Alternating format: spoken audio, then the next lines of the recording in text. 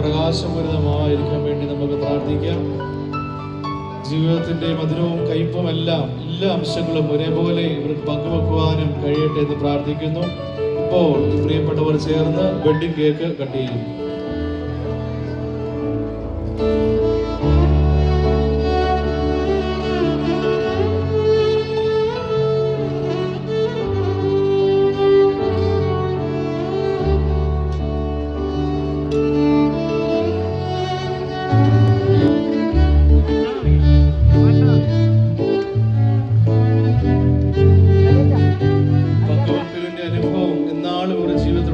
നമുക്ക് പ്രാർത്ഥിക്കാം.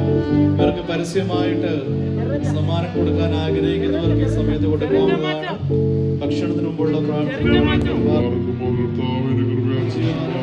നിങ്ങളുടെ ആഹാരത്തിന് കാരണം സ്തുതിക്കുകയും വന്ദിക്കുകയും ചെയ്യുന്നവരാക്കണമേ. ആമേൻ. ഭക്ഷണം കഴിച്ച ശേഷം പ്രാർത്ഥിച്ചിട്ട് എഴുന്നേൽക്കാവുന്നതാണ്. സമ്മാനം കൊടുക്കേണ്ടവർക്ക് ഇപ്പോൾ നൽകാവുന്നതാണ്.